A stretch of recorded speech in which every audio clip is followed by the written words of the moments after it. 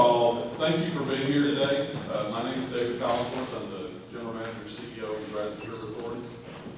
We've got an interesting set of presentations for you, followed by lunch.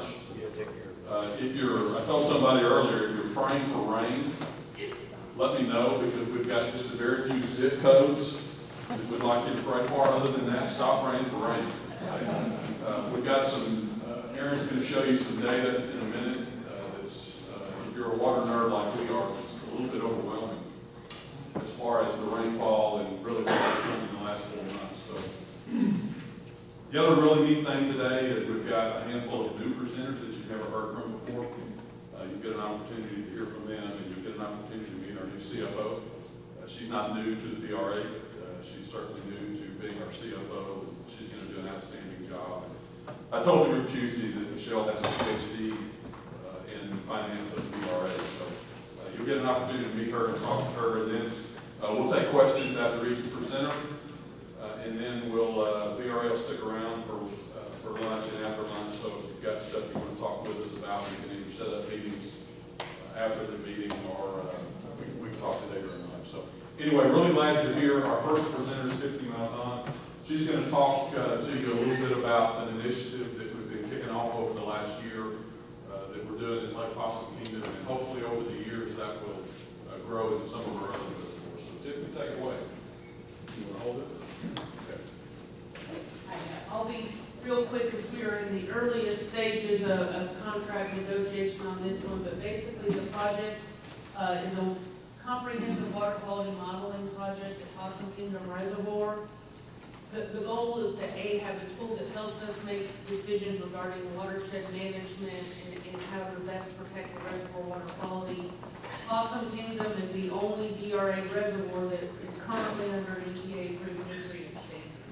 And because it's such a clean reservoir, that standard is very tight. So we have a very, very small bar of loading inputs for nutrients before we start to see concerns for reservoir impairment based on nutrients. So that's how we chose to pick and start with Basin Kingdom first. Like David said, hopefully if this is successful, we'll extend it to Limestone and Granbury at some point in time in the future. What we're really wanting to do is be able to predict how the reservoir water quality is going to respond to changes in the watershed. So new wastewater discharges, increased wastewater discharges, increased RO discharges, which has been a trend in the Upper Basin since the 2011 drought. Land development, we're seeing more and more of the Metroplex move that way, but we're also seeing Abilene experiencing some growth, which eventually will affect the reservoir. So this will be a kind of threefold process. There's going to be a lot of number crunching and water nerd stuff, as David said. But we're also going to have a stakeholder group that we would like to get inputs from local stakeholders on what their goals, what they'd like to see the reservoir be, and if we can work some of those into the model, great. And then the real key, though, is getting regulatory agency buy-in. So if we write a letter on a permit in the future, they understand the process we went through to build the model. They understand that the model is scientifically valid and follows practices that they approve of. And so hopefully they'll take our comments more seriously than just writing them a letter saying, hey, I don't like this, I think it's going to be bad. I can hopefully prove to them why a decision would be problematic for the reservoir. We do have commitments from TCQ Surface Water Quality Team and from Texas Parks and Wildlife to participate in this group. Hopefully by end of summer, we'll have a scope negotiated and be ready to go to the board for the September board meeting and get started soon afterwards.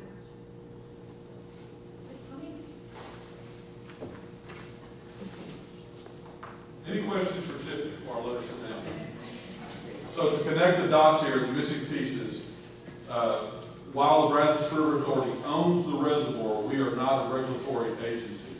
So when development happens, the BRA doesn't get to pick winners and losers. So by creating these models and this more glorified database, we'll be able to make decisions and make recommendations, hopefully, and stand behind those to the regulatory authorities. So we're really excited about getting started here. The stakeholders are the City of Abilene, Possum Kingdom Water Supply, Possum Kingdom Lake Owners Association, and there's others. So we've really included all of the different folks that have buy-in to the reservoir and use the reservoir and benefit from the reservoir. So really a good local stakeholder group is going to help us determine what the models look like and what the inputs are and what the outputs are and things like that. So we're really excited about that. Thank you, Tiffany. Our next presentation is going to be from Randall McCartney. Randall was our Possum Kingdom lake manager for a few years. He's back in Waco now, and he's heading up some special projects for us, and one of those is Allen's Creek. And I know we talk about it every year, but we really have had boots on the ground, and we've started collecting some of the environmental data for the permit, and we've started perfecting some of the property stuff that's going on. But I'm going to let Randall give you a real quick update on Allen's Creek. Randall. Thank you. Good morning. As David says, this is going to be a real high-level overview. It's going to be a little bit of history for those of y'all that may not be aware of Allen's Creek or kind of where it's located. But again, it's just a couple slides here real quick to update you guys. As you can see right there, the little red image is where the Allen's Creek proposed reservoir site will be located just south of Sealy, just right outside the city of Wallace. The state water right was issued back in 1974 to Houston Lighting and Power. That property was purchased, however, nothing was ever really done with the project there. The Brazos River Authority and the City of Houston went ahead and purchased Allen's Creek Reservoir site from Reliant, which used to be Houston Lighting and Power back in 2000. And then again in May of 2022, the Brazos River Authority was able to purchase full rights to the reservoir site from the City of Houston and the Texas Water Development Board. In doing so, they kind of put us behind a little bit on some things that we wanted to get into. But so currently, we're working through the process to request an extension for the construction. We're looking and we're hopeful that the proposed construction start date no later than 2035. Preliminary environmental work is currently underway. Tiffany's group has done some work for us on stream studies, as well as we've hired an external firm to do an environmental site assessment. Just kind of give us the lay of the land and kind of give us to know where we are. Again, completed the solicitation process. We've selected a firm to do our permitting design, and consultant will be Roll Engineers, and we're negotiating right now the scope and fee development for those folks. And then again, Allen's Creek is going to be conducted in different phases. We're going to do permitting design and construction. Total time for all of that included, we're looking at approximately 10 plus years. So that's kind of where we are with that project. I'll take any questions if y'all have any. What kind of effect will that have upstream water supply? Yeah, that's a great question. So the benefit to Allen's Creek from everybody north of Allen's Creek is simply this. Last summer, we released about 100,000 acre-feet of water out of all of our upstream reservoirs for downstream use. Allen's Creek is 100,000 acre-foot of water. So it will allow us to reallocate how we manage our water. It'll make the system more drought resilient. It'll make our water more efficient. It will likely allow us to make more water available upstream at Possum Kingdom and Granbury. So it's going to be, even if it didn't generate new water, it's going to be an unbelievable asset to this system approach that we have. So here's what's going to happen. Let me connect the dots with the timeline. We've started collecting the environmental data, and we've got to put together this package to the U.S. Army Corps of Engineers. In Texas, to build a reservoir, you have to have three things. You have to have the property, and we have, let's say, 98 to 99% of the property. Once we get through final design, we'll have to buy a little bit more property. Right now, we have roughly 10,000 acres, so we've got the property. You have to have a water rights permit. We have the water rights permit accepted through TCQ. It's ready to go. And then you have to have what's called a 404 permit through the federal government. And that is through the U.S. Army Corps of Engineers, and it deals with everything from FEMA-related issues to endangered species, impacts on the flora and fauna of the river flow, all of that stuff. So that's the day that we started collecting. We're gonna put this packet together. It's gonna take us 3 or 4 years to put this packet together. We have artifacts that we have to deal with. We have historical stuff we have to deal with. We have 2 small cemeteries that we're gonna have to move, and I mean small. Both cemeteries are less than 10 headstones and they're old, so we're gonna have to deal with all that. We're gonna put this big, huge package together. We send it to the U.S. Army Corps of Engineers, and then they put together their stakeholder group. And it'll be any agency in the state of Texas, U.S. Fish and Wildlife, EPA, and they all get to weigh in on this permit application. And then the U.S. Army Corps of Engineers will come back and they'll say, okay, you are granted your draft permit. And that will take about 5 to 6 years to get to that point in time, because U.S. Army Corps of Engineers, they reserve the right to review that process for 3 years. Once we get that draft permit is when the fun begins, because everybody and their grandmother is going to come out and sue for that draft, against that draft permit. So that's what takes us out to about 10 years. Bodog Reservoir that was just finished in northeast Texas, it took them 12 years to get their permit. So when we tell you that 2035 is the date that we're looking to have a date, we can't exceed that date for construction. We hope to be in construction sooner than that, but I will tell you right now, if we're in construction in 10 years, that's a huge win for the BRA. So it's a process, it's expensive, and it's going to take time, but we can show you in another slideshow that even if the cost of the reservoir gets to $1 billion, it'll still be one of the cheaper water projects in Texas that's going to generate that volume of water. So we're pushing forward. Any other questions? Yes, sir. Several years ago, BRA was asking, I think in the fields, was asking for permanent water that was unpermitted in the BRA. Yep. Down the branches. Did that take place? Because at that time, we were talking about 600,000 acre feet released into the Gulf, and you were planning on using that water to fill Allen's Creek instead of trying to have it release water.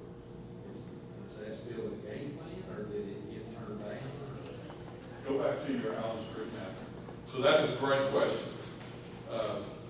Years ago, we filed with the TCEQ, it was TNRCC at the time, a permit called our system, help me out here, system operations permit.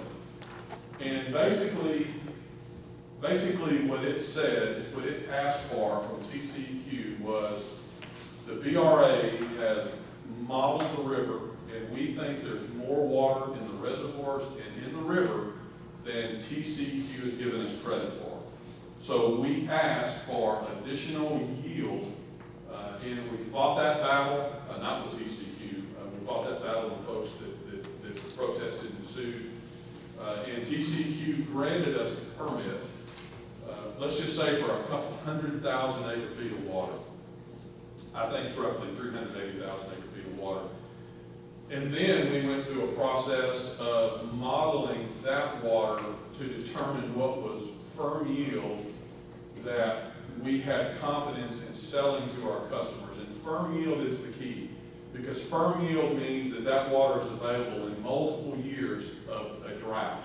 So you as a municipality or you as a water user could reliably depend on that water and go issue debt, spend millions and millions of dollars to treat and move that water.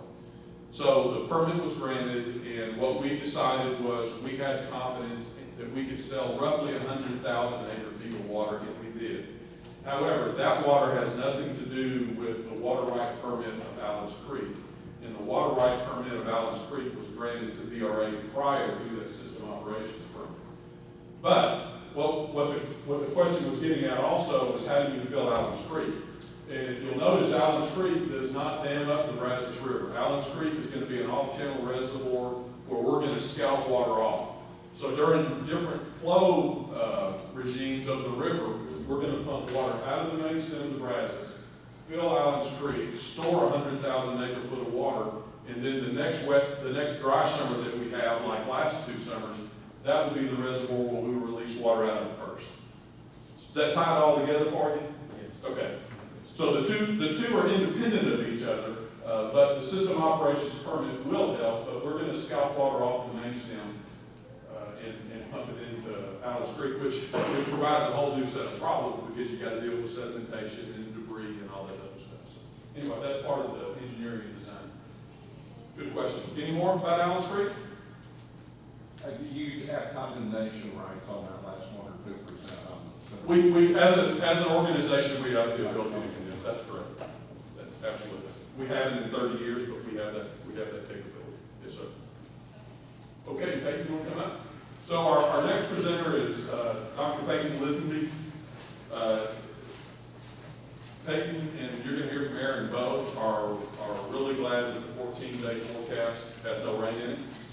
Because these are two of the guys that while we're laying in bed thinking, wow, it's raining, this is really great sleeping weather, they're up 24 hours a day modeling water and looking at flows and calling releases. And it's been a really, really busy 60 days for Peyton and the guys.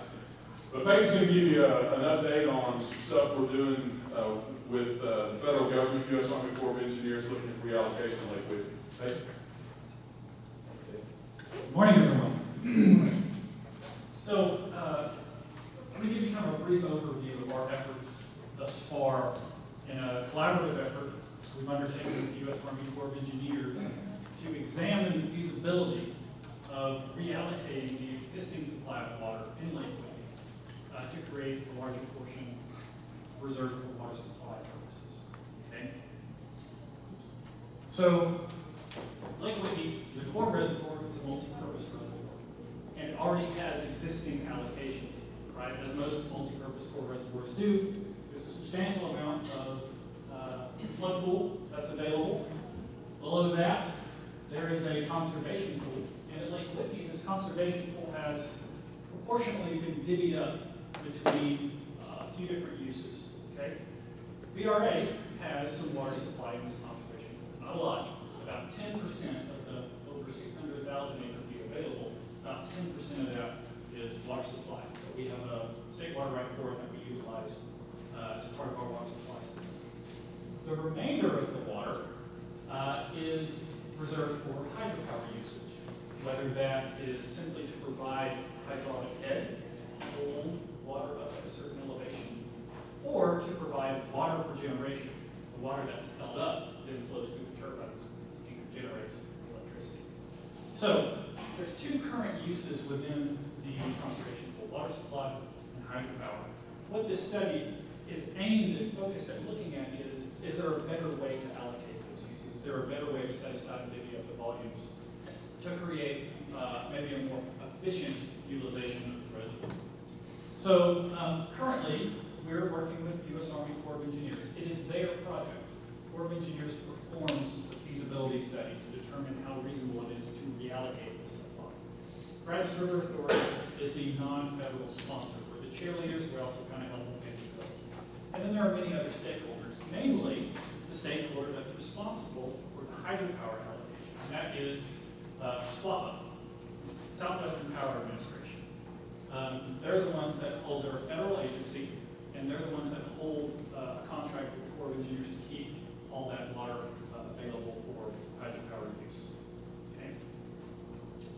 So the goal here is we want to know what is the most efficient, what is the most effective solution in addressing water supply needs that are growing and growing and growing, utilizing the water supply that's already available in Lake Whitney. That's the neat part, is you don't have to build another reservoir, right? You just heard about Allen's Creek, how tricky it is to build a reservoir.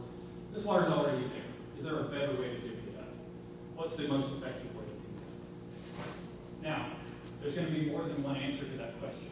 There's a variety of scenarios that will be postulated that could be used to divvy up the water supply in different ways. Those different scenarios, which are known as reallocation alternatives, will have different volumes of water associated with them that could be reserved for water supply.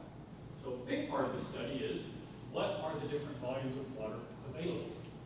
Each of those different alternatives, each of those different volumes of water will have a different cost associated with it and different risks associated with it. So the Corps of Engineers, one of their main jobs is to collate all those costs and all those risks and associate them with all those different strategies, alternatives.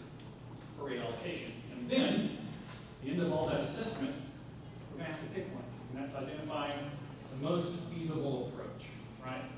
The approach for reallocation that creates a usable volume of water that can be reallocated to water supply while incurring the least amount of cost or risk or both, right? That makes everybody happy, hopefully. So, we entered into an agreement with the Corps of Engineers last year in the spring. We're the non-federal sponsor, so we signed a cost-sharing agreement, feasibility cost-sharing agreement, FCSA. There's a lot of acronyms in this study. That's the official marker for the beginning of the study. So we've been at this for a little over a year. In that time, so through summer of last year, we've done a lot of pre-planning efforts, and a lot of that was aimed at identifying what all different alternatives are out there to reallocate. Do you, for example, start adjusting the boundaries of the conservation pool? Do you start adjusting the proportion of water supply versus hydropower allocation, right? Those are the things that we looked at when we started talking about alternatives. And there's about a dozen different ways you can reorganize the allocations within that reservoir. We've organized those, we've kind of started to spitball what the risks and costs are, and that all built toward a meeting called the AMM, the Alternative Milestone Meeting. And that's when the Corps of Engineers produces this array of alternatives that they'll present to their upper level management to say, here's where we're thinking we need to evaluate these alternatives for this reallocation. All right? Now, into the fall is where Corps of Engineers folks that we're working with at the Fort Worth District, the local entity of the Corps of Engineers, they need to present these alternatives and their plan for assessing them to their overseers, right, their upper level management, their Southwestern Division folks and their headquarters folks. Right, so there's a few levels of Corps of Engineer review that goes into this. That's called the vertical team, division and headquarters, vertically aligned. Alignment memo. We present the study, and the vertical team blesses the approach we're taking. So we've gone through that process. In the fall of last year, Corps of Engineers got the blessing from the division and the headquarters to proceed with the analysis of the array of alternatives we produced to analyze the feasibility of reallocation at Lake Whitney. What we're doing right now is building the models to do the analysis. Okay? So all these alternatives have to be run through a Basin simulation to determine how they impact other areas of how the reservoirs operate, how they might impact hydropower, water supply, environmental issues. And so currently we're assembling that model and we're starting to do preliminary runs. Okay? Now, again, BRA's role in this is the non-federal sponsor. This project, this reallocation study, fits under what the Corps of Engineers calls a 3x3x3 approach. The study is anticipated to take 3 years. We started it last year, so we've got a couple of years left. It's anticipated to cost $3 billion, of which BRA is responsible for half. That's a cost-sharing agreement we signed. So we're on the hook for at least $1.5 million to see this study through. And the results of this study will be overseen and reviewed at 3 levels of the Corps of Engineers: Fort Worth District, the Southwestern Division, and Army Headquarters, Washington, D.C. So, BRA's role, we're paying the bills, we're supplying data, we're helping them assemble the model, we're giving them the data we have about our system and how Whitney fits into it. In terms of the overall plan, again, we're anticipating to take 3 years or 36 months. We've gone through step 1 here, the alternatives milestone. That was that AMM meeting we had last year. We are currently in phase 2. We are evaluating and analyzing the alternatives. How much water do they produce? The costs, what the risks associated with it. When we pick one, initially that would be called a TSP, tentatively selected plan. That milestone is at the conclusion of this alternative evaluation. So we are in the process of narrowing our alternatives down to this TSP. And then we start collecting more information. Once we pick a plan, we really start getting into the weeds about how it's going to work. And we will build into what's called a decision milestone for the agency. And they're saying, yes, we're going the right way. This looks like a good plan. Ultimately, the division and headquarters folks will review that.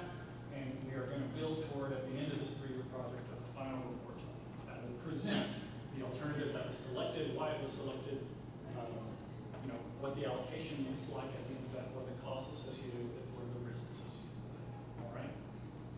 So, that's all I have. Anybody have any questions? It's a lot of information. So, Matt Phillips and I spent some time in Washington DC in April, talking to our delegates about this and getting them ready. And despite it taking us 12 hours to fly to Washington DC, and despite the lady that was sitting next to me, we both thought we crash landed. The meetings went really well, and we have the Texas delegates in our district in our watershed ready to support and negotiate, fight for some Whitney water as we move forward. Lee, where are you?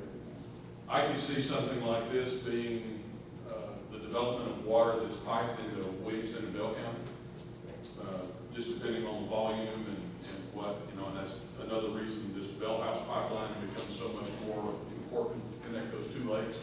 So I could see it being a long-term water supply into the county. So, yeah, so any questions for Peyton? Thank you, Peyton. When we get to the chief's report, then that's the final plan, and it gets reviewed through the 3 levels for approval, is that right? That's correct. And then I think what happens is a negotiation in the halls of the Capitol between the U.S. Army Corps of Engineers, our delegates, SWAPA, water, whiskey for drinking, water for fighting, kind of deal. Who has ultimate authority, SWAPA or U.S. Corps of Engineers on the allocation? That's the $1 million question. Who has the rights to the water and who has the rights to the water? That's the question. Yep. And how was it allocated? What was the intent of the water when the hydropower was put in place? And what was the maximum amount of hydropower that was supposed to be generated? What were the expectations? Yeah, that's the question. We don't have the answer to it. Next week. Yeah, we don't have the answer to it. But that's what we have to determine. So we can, yes. Yeah. Okay. Aaron Abel, our water services manager, is going to come up and tell you why we're glad that this tropical depression did not come up to Brazos. This meeting, especially in this part of the state of Texas, would have looked very, very different 4 months ago because we were visiting with a lot of our customers that take water out of Lake Proctor about just what could happen if we don't get any spring rain. And good Lord bless us, and here's that presentation. Thanks, David. So yeah, this presentation, I only have about 4 slides. So we'll talk a bit about where we are right now as we stand in the water supply system. Some drought changes, obviously, that have occurred in the last couple of months. And then also, just the rainfall. What has caused the reservoirs to respond, how they have. And then we'll talk a little bit about maybe what's in the future. So one thing I wanted to point out before we get started, Molly Molnar is the TCQ Brazos Water Master. And you'll probably know Molly, but Molly, wave your hand. So the Brazos Water Master regulates water rights from Basin Kingdom all the way down to the Gulf Coast. And Molly does a great job in regulating that. And it's part of your contracts that you have a meter that is certified by the Water Master. So if there's any changes as far as diversion locations that are changed, you have to get that meter certified, and then also potentially, some amendments to your contract. But I wanted to point that out and just remind folks, the meters that are required. Molly's really glad it rained also. But Molly's really good. Yeah. So this is a snapshot. We got this updated yesterday. This is, and y'all probably have seen this on our website or in presentations before, but this is what we call our current reservoir status. Sometimes we call it our stovepipe diagram. It looks like a bunch of stovepipes, which represent each of the reservoirs in the system, the 11 reservoirs. Obviously we own and operate Basin Kingdom, Lake Granbury, and Lake Limestone. Update this every Wednesday. And what we've seen the last couple of years at customer meetings is you'll see this legend here. The white space is empty storage and the full storage is blue. And so we saw a lot more of the white in these columns than we did the blue in the last couple of years. And so we're so grateful that we see some blue and the reservoirs are mostly full. I will say, Proctor and Lake Georgetown are the only two reservoirs that are not full essentially right now. Proctor, as David mentioned, we went into stage 4 prorated curtailment condition last summer, and that required 30% reduction in water use. It was as low as 25% full, last year. But we've seen some rain. It's about 1.5 foot low now. And Lake Georgetown has come up pretty significantly as well. It was around 50% full or so. So, we've seen rains. The changes, we've downgraded Lake Proctor down to stage 1 drought watch. Stage 1 drought watch is a 35% reduction in water use. As I mentioned, it was in stage 4. We rescinded all the other drought declarations. Aaron, at 1.5 foot low, explain why it's still in stage 1.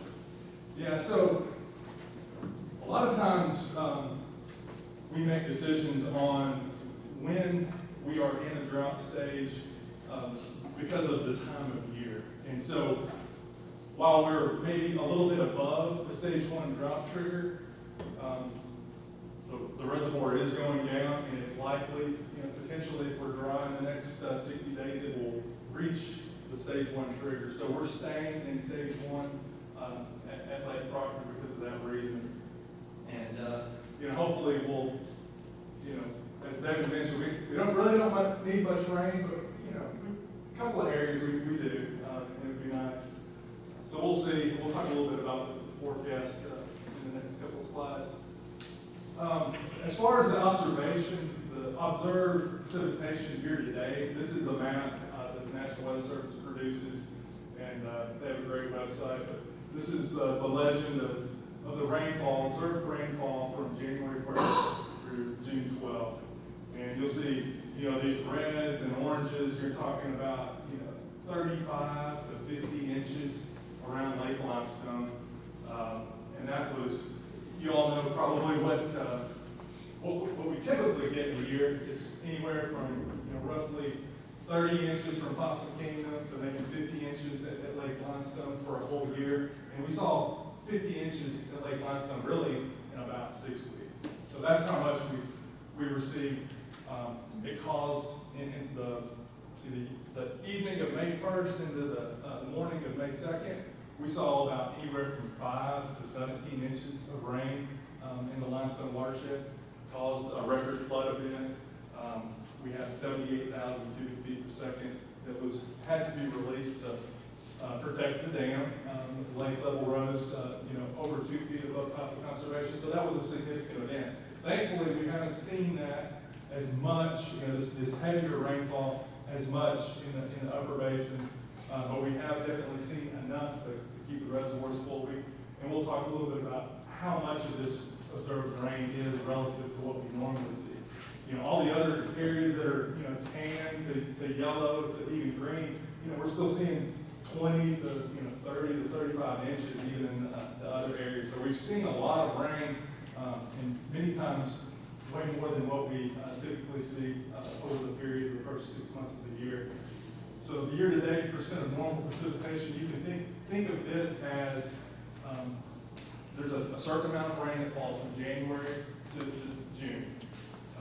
For Cleveland, it's about 18 inches. That's what we typically see from January to June, 18 inches. For PK, it's about 15 inches. In the area up around Seymour, it's about 12 inches. So the rainfall that fell relative to the normal, you can see these purples and blues, that's 200 to 300% above normal. And so 2 to 3 times the amount of rain that normally falls. And that's what we saw around the Lake Limestone area, 150 to 200% Central Basin, and then also, upstream of PK, 150 to 300% above normal. So really 3 times the amount of rain that would have fallen. That's what fell, over the first 6 months of the year. Looking forward, as far as what the future may hold, These are the seasonal precipitation outlooks from the National Weather Service, NOAA. They issue this graphic, and this looks out every 3 months. So these are tri-monthly outlooks. So this first graphic represents July, August, and September. So over that 3-month period, what are the long-term precipitation outlooks looking like? So the greens are the probability for above normal precipitation, and the tans are essentially below normal probabilities for precipitation. And then this equal chances area, I didn't talk about this the other day, but it's really a flip of the coin. I really don't know. It could be wet, it could be dry. So, really doesn't really tell you much. But, right now, they're showing over the next 3 months, it could be both wet or dry for most of the Brazos Basin, except the lower portion. Obviously tropical activity is ramped up, and we're going to have a pretty significant hurricane season, it looks like, as far as, the warm sea surface temperatures and then the conducive, prevailing winds not carrying part of these tropical storms. We already saw tropical storm Alberto, make landfall this morning. So moving forward, the precipitation outlook looks to trend towards below normal. And the reason for that has to do with the El Nino La Nina cycle. So, we have been in El Nino for the last couple of years. We've transitioned to essential neutral conditions, which just means normal sea surface temperatures in the Pacific. And that really doesn't really say anything about, if we're going to get above or below normal rainfall. La Nina, we're transitioning to El Nino, to La Nina. We were in La Nina, which is typically dry. So the precipitation in La Nina conditions, that's what we're going to potentially transition to, typically has the storm track that goes from west to east, above the southern tier of the U.S. So, typically the northwestern part of the U.S. and the upper tier of the lower 48 get more of the storms, and we're dry. So, it looks like potentially we could go back to La Nina, and that's what these precipitation forecasts are baked into, is saying below normal precipitation. We'll see. There's been times where we've had La Nina conditions, and we've still had flood events and normal rainfall. So, it's just something to think about, and watch as we move forward towards the latter part of this year. I did want to point out, we do have our 2023 customer water use and reservoir counting summaries in the back. We produce this graphic every year, typically around April. This is a great source of information. And, if there's any questions about this, I don't expect you to read any of this right now. It's really small, but you can go to our website and just type 2023 customer water use and reservoir counting, and you can find it immediately. Have a link for the PDF. So, if there are any questions, take those.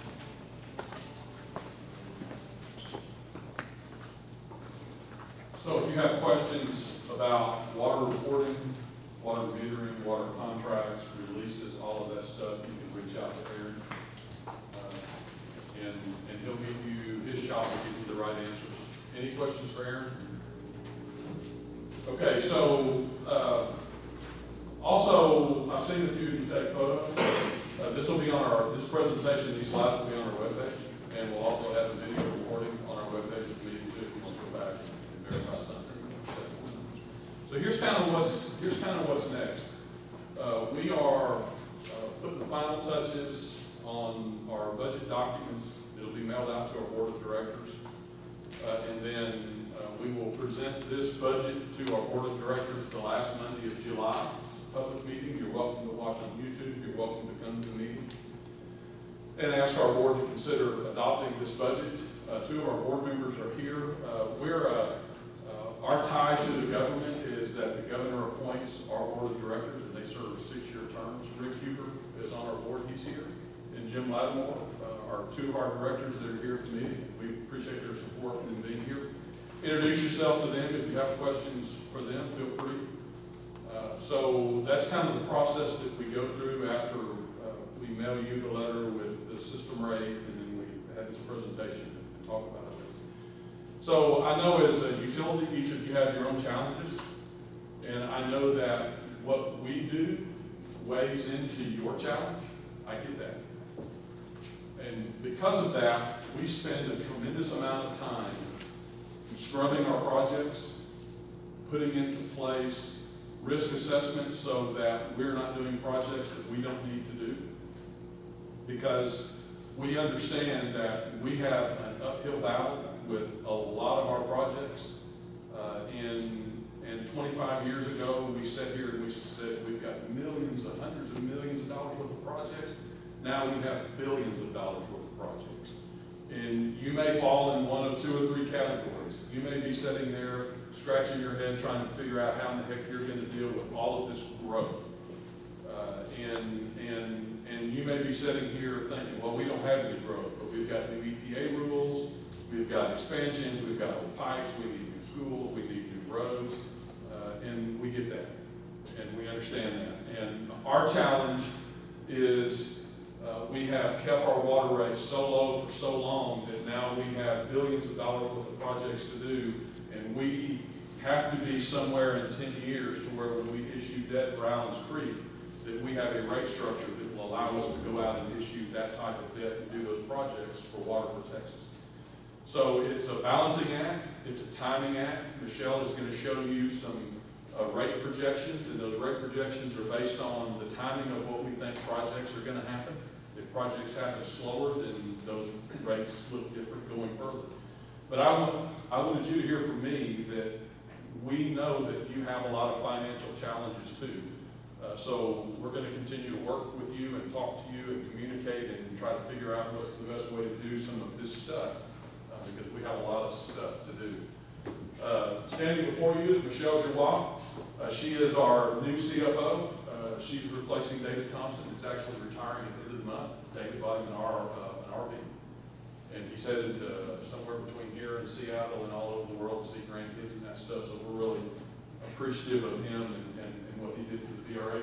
Michelle's been our budget manager for many, many years, and a lot of our customers in the lower basin that we do contract operations for have known Michelle for many years. This is the first for some of you all, but she's had her fingers on the DRA budgets and numbers and management of that for many, many years. And those of us that know her are really, really excited that she's taking this role and it's leading us into our financial future. So I'll let her talk to you about our 2025 proposed budget, and then we'll bombard her with questions. Good luck. Or we'll just eat lunch. Or just lunch. Good morning, thank you, David. Good morning. So, where I want to start out this morning is talking about our budget for next year, fiscal year 25, that 1-year slice of the budget. And then after that, I'm going to talk about our long-range financial plan, and how we're looking at all these projects that are coming down and how they affect the rate and how we're planning for that in the future. So, looking at, okay, there we go. So, starting with 2025, some of the expense hurdles we're up against next year, where our largest part of our budget is our salaries and benefits. And so we're looking at an employee cost index increase of 2.5% and a merit pay pool of 3%. Unfortunately, after probably 4 years with a 0% increase in our health insurance rates, we're getting dinged with health insurance rate increases. Next year, we're anticipating around 26%. We're doing everything we can to try and mitigate that. But, we're also looking at adding 5 full-time positions. If you remember from Aaron Stovepipe graphic, you see all the Corps of Engineer lakes that we have water storage in. And so we have to help pay for the O&M expenses on those lakes. And so those O&M expenses from the Corps are expected to increase $1 million next year. And then on our lakes and protecting our existing water supply, we have some professional services. You heard Dave talk about our system operations permit, and there's a water management plan that goes with that. It has to be updated every 10 years. So we've got those expenses built in our budget. We also have dam expenses, dam inspections, surveys, and so those are going to add about another $3.1 million to our budget. And also included in there, we have our operating projects. These are projects, they're multi-year projects. They don't necessarily create a large capital asset. A lot of them are studies, and assessments and small repairs. So you can see right here, there's the water quality modeling tool up at Possum Kingdom that Tiffany talked about. And right here, there's the Lake Whitney reallocation study that Peyton was talking about. And so in total for next year, we've got about $7 million in these operating projects. And then again, showing what we're anticipating over the next 5 years.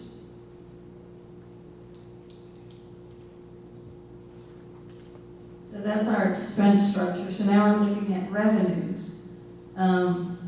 So we have revenues from non-system water. We have system rate water, but then we have other water contracts. One is LCRA water, and the revenue from that is going to be increasing because LCRA is increasing their firm rate, and we're able to pass that on to the folks that we sell that water to. Our ag rate, the revenue from that will be going up. Two reasons. First, because the ag rate is tied to our system rate. The ag rate is 70% of our system rate. So whenever there's an increase in the system rate, there's an increase in ag revenue also. We also had a conversion of about 5,600 acre feet of long-term CPI water. That's one of our old contracts, CPI Consumer Price Index, so that contract would increase by a CPI index every year. And then aside from water sales, we have other revenues. One upside to all the inflation we've seen recently is that our interest income is going up due to our high interest rates. We also have a water treatment plant in East Williamson County, and we're expecting the revenues from that to increase about $2.5 million just due to higher water usage in that area.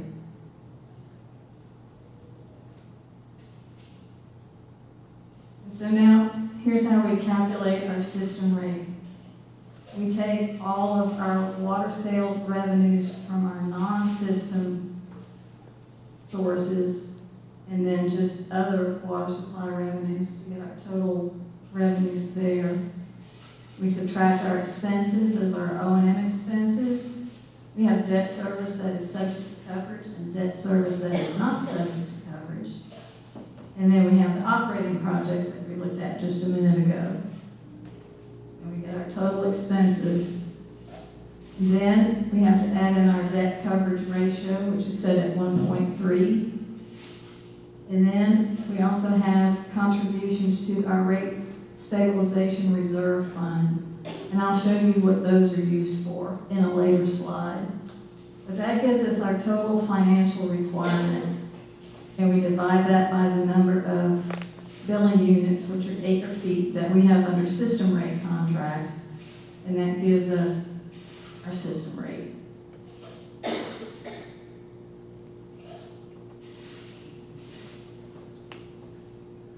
And so this graphic just is to kind of show you of the price for each acre foot of water, kind of how it breaks out. You can see the largest part of that is our recurring O&M expenses.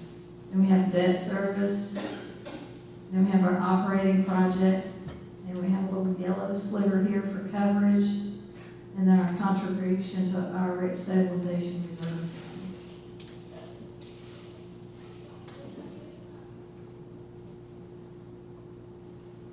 This is a breakdown of the different types of water sale contracts that we have.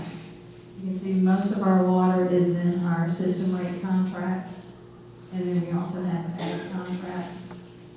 And like I said, that rate is 70% of whatever the system rate is.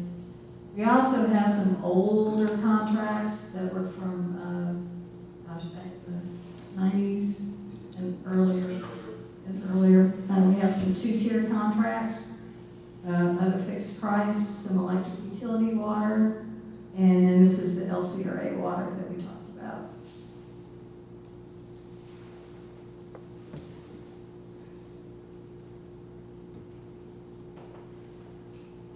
this graphic shows sort of the progression of our contracts through time going forward. And so we assume that all water contracts that are not system rate contracts, if and when they expire, they will be renewed as system rate contracts. You see right here, this blue, these are the electric utility contracts on the previous slide right here.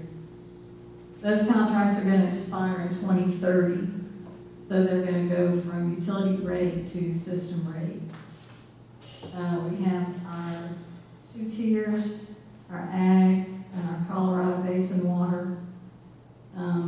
See a few spots right here where the graph bumps up in total. This is hopefully the Lake Whitney water. This will be Allen's Creek water. This is a project that we're looking at Lake Somerville, way after I retired. So.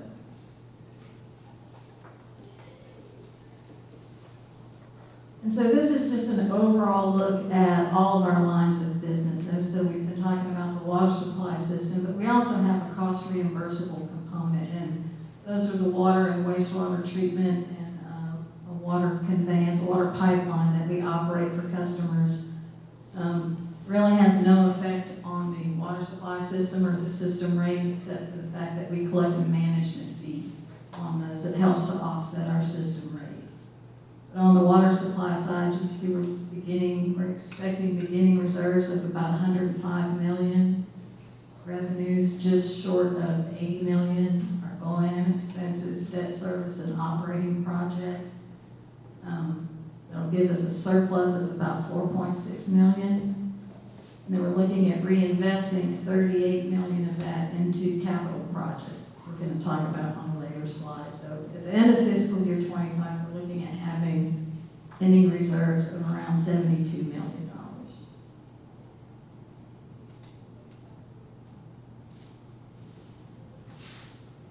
So now that we've talked about next year, we move into the long-range plan. So the long-range plan is a model that we use. And we look at where we are now and where we want to be, and what are the effects of the projects or decisions that we make on our financial stability in the future and on our system rate in the future. And so the long-range plan, we do it on a 50-year forecasting horizon to align us with the state water plan. We only look at the water supply elements. We don't look at the cost reimbursable elements, except for the management fee revenue that comes in. The inputs into the model, all of our existing debt service, the upcoming year proposed annual operating plan, our budget. We have our project inventory, our current water contract inventory, and then we have inflators that we use to inflate revenues and expenses going forward. And so the assumptions we use for forecasting expenses, we inflate the O&M expenses over the 50-year planning period using the inflators that are unique to each class of expenditure.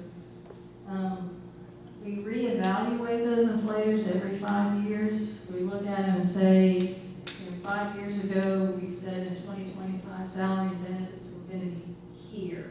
How well did that inflator predict where we actually ended up? And so every 5 years, we look at them, we reevaluate them, we choose new inflators if we need to better track what's happening in actuality.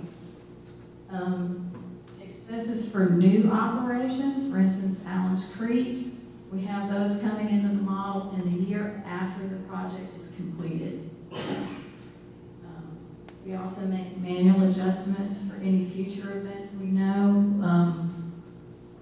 Our defined benefit pension plan is going to be fully funded in about 7 years. So after that, I'm taking that expense out every year. And then our project expenditures are based on the updated project budget worksheets. So for every project we have in our 50-year inventory, each one has its own worksheet. And here are some of the capital projects. So, you've heard David talk about, let's see, we've got Bell House, we've got Allen's Creek, some of the other ones, but you can see next year, we're going to spend $43 million on capital projects. And then the next year it goes up to 87, and the next year it goes up to 114. It drops off a little bit because that's kind of right before we really start getting into some Allen's Creek things, but these are the things we're planning for. These are the things we're trying to make sure that we're prepared financially to be able to do these projects.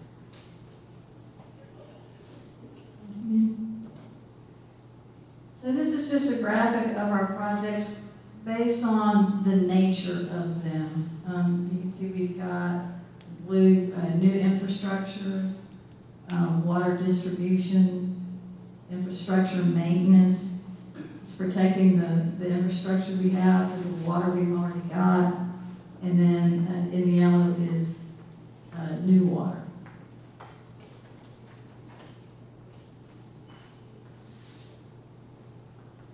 And so in order to do those projects, yes, in fiscal year 25, we have a fairly healthy reserve balance going in. But starting in fiscal year 26, that reserve balance is not going to be enough to cover the capital projects we need to do that year. So starting in 26, we're anticipating having to go to the debt market. And these are some of the debt issues we're looking at perhaps having to do over the next 10 years.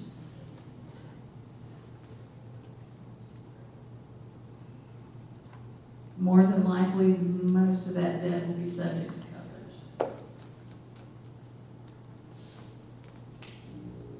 So once we have all that information, all of our project information in the model, we make some assumptions about revenues, and we talked before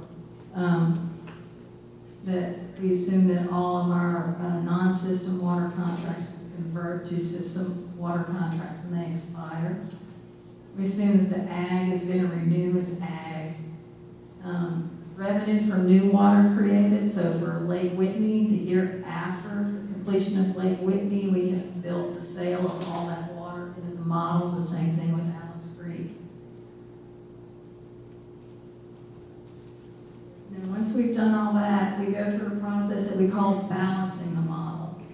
And so we have these financial stability tests that we have to meet. And we meet them by adjusting the system rate, issuing debt, or utilizing rate stabilization reserves to make sure we're making coverage, that we have our 90-day working capital reserve, that we have our contingency reserve, which is currently set at $5.5 million, our self-insurance reserve, currently set at $500,000, and a balanced budget.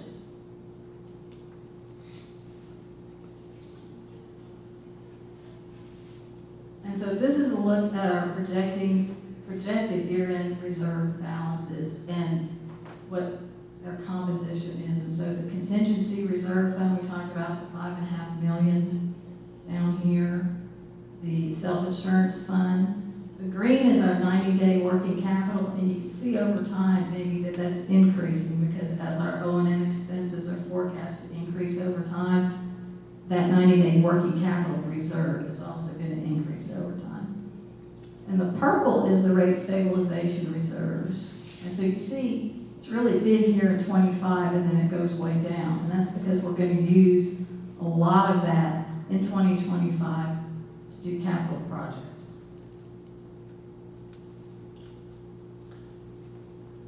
And so here's what the rate stabilization is also for, besides paying for capital projects. But in these years in the future, we're projecting to use $5 million, $8 million, $6 million out of that rate stabilization reserve fund to reduce the system rate. So basically, we're taking that rate stabilization reserve, we're picking it up as current revenues, and we're able to keep the rates from going up by this much, because our goal is to try and keep the rates predictable and steady and not have any big, large spikes or any big surprises.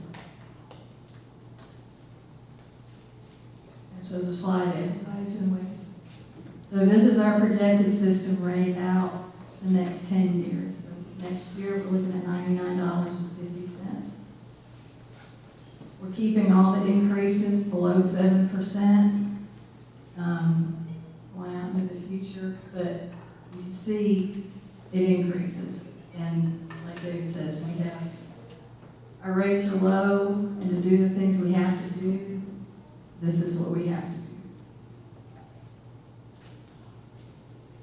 Anybody have any questions? I realize that was a lot of numbers right before lunch.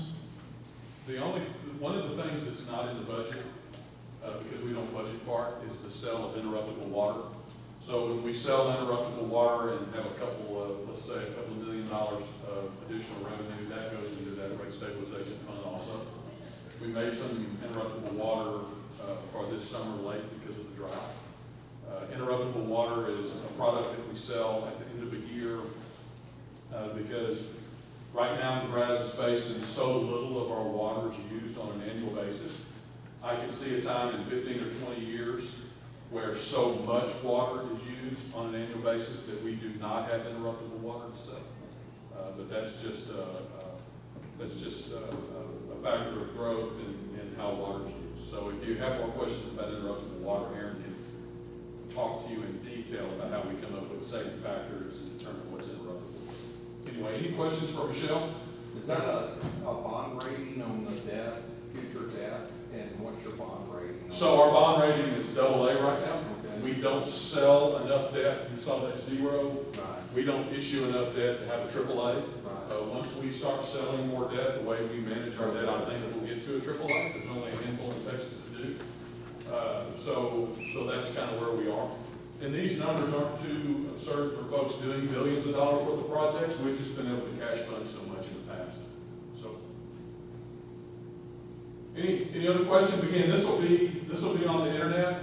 This is on our webpage, www.brazos.org. If you have a lot of questions about this and you want to sit down with Michelle and our finance folks, or Aaron and our water folks, or whoever, let us know, and we'll set up a Teams meeting, or come see you, or do whatever we need to do to get you comfortable with where we're going, and what we're doing. Answer the questions so you can answer questions. Okay, again, yes. My phone's been ringing all morning. I'm going by the podium because I have something to hold up at some point, so. It's lunchtime. I'm aware. I'll try to follow the 5 B's of public speaking, which are be brief, brother, be brief. So today is a special day. My name is Matt Phillips. I'm PRA's Legislative and Governmental Affairs Manager. And if I no longer hold that title tomorrow, you're going to know why. But today is a special day because today is David Collinsworth's 30th anniversary with Brazos River.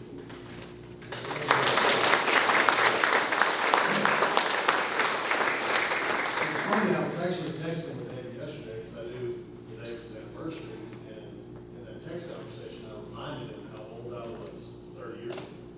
And I'll be real honest with you, I don't know how he took it, but his response was, and I quote, "Dude, wow."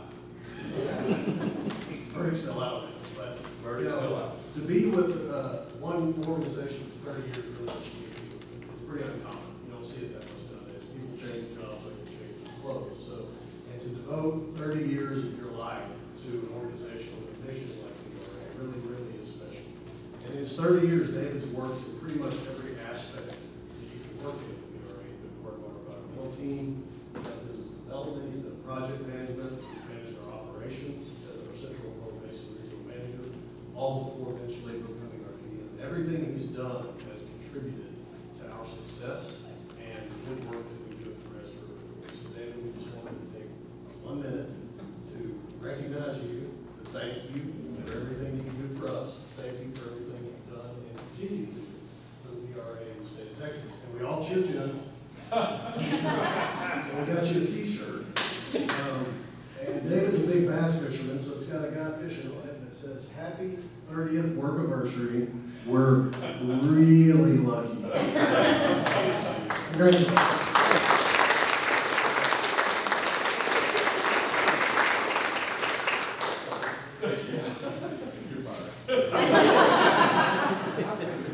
All right, give me some lunch plans and save me. Lunch is out that door, right, thank y'all.